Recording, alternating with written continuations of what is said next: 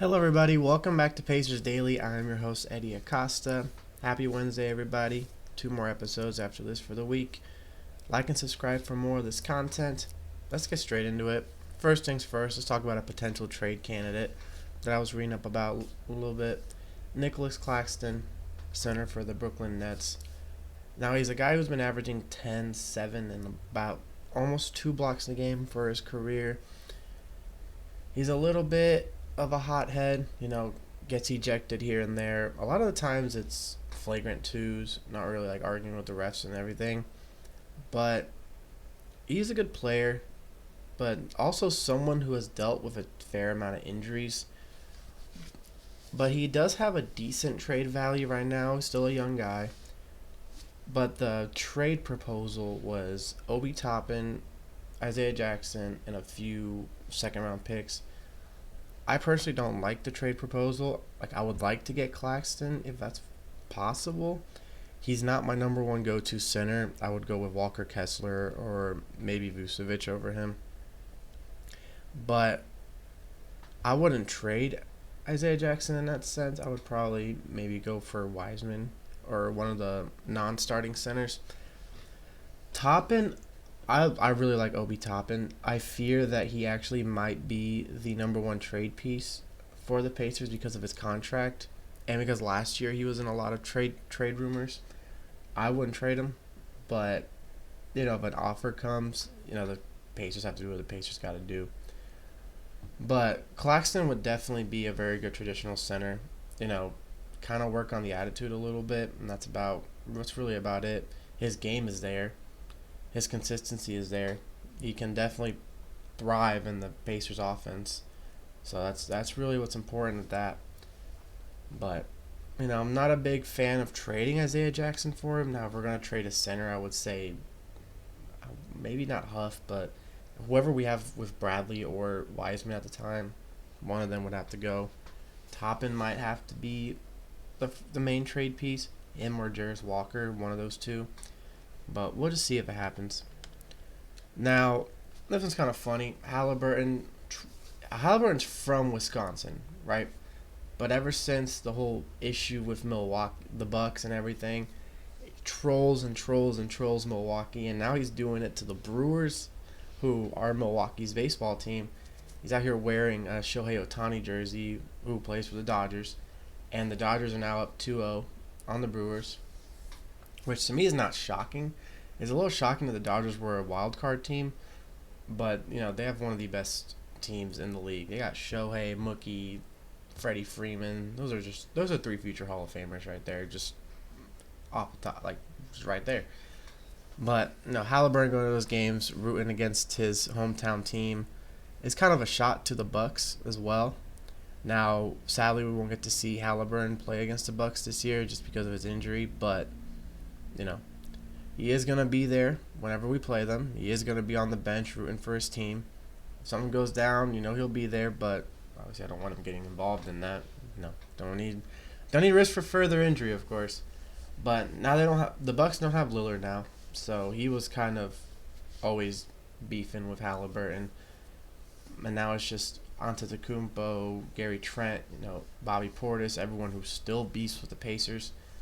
And so that's going to be fun to watch. I love this level of trolling. I love the rage bait. I love how Halliburton is doing this. I think it's really funny. And now it's even better because Miles Turner's on the Bucks. So this is going to be a fun rivalry this year. So we'll see how that goes. Now, next, Reggie Miller's comments on Halliburton. The starting 5 is a new series that going to have KD, Shea, Jaylen Brown, James Harden, and Tyrese Halliburton.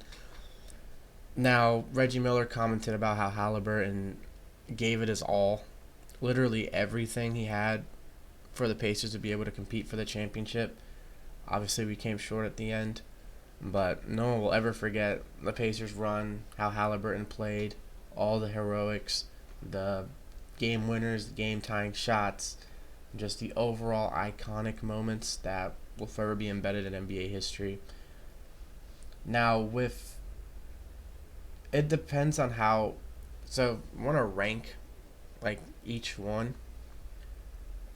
The Bucks one was really good. The Bucks one was to win the series, but that's like the one series that the Pacers genuinely had the highest chance of winning.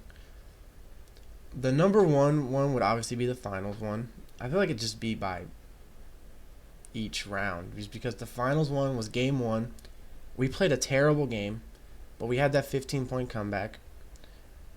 And then Halliburton hits that shot over Case and Wallace, and pretty much that was it right there, game one. The second one would obviously be that Knicks one. That Knicks one was one of the craziest shots I've ever seen. Mikal Bridges strips the ball. Halliburton goes back, shoots it, hits the rim, bounces right back in. We thought it was a game winner at first. I remember I was running around the house screaming, and it ended up obviously being a game tying because his foot was on the line. And then obviously the Cavaliers one. Cavaliers one was pretty good. Him missing that free throw, grabbing his own rebound, stepping back, three over Jerome. All these they all started out as comebacks too, which I think was the craziest part. And I think that's one of the reasons why Reggie Miller was making all these comments, just because the comeback kings were in full force on all these. And then last but not least, let's preview the season a little bit. Kind of just based off what I saw in the preseason. Now, I have a lot of expectations after what I saw last game against the Spurs. Benedict Mathurin can average 20 points a game. He genuinely can.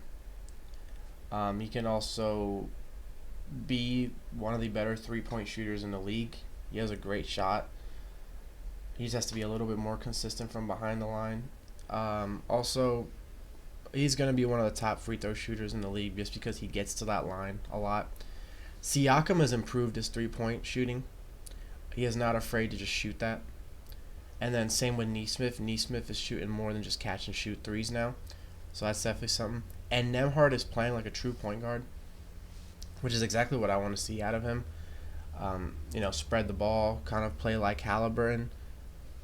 But obviously he doesn't have the height, and he's a better defender. So that's kind of not the worst trade in the world.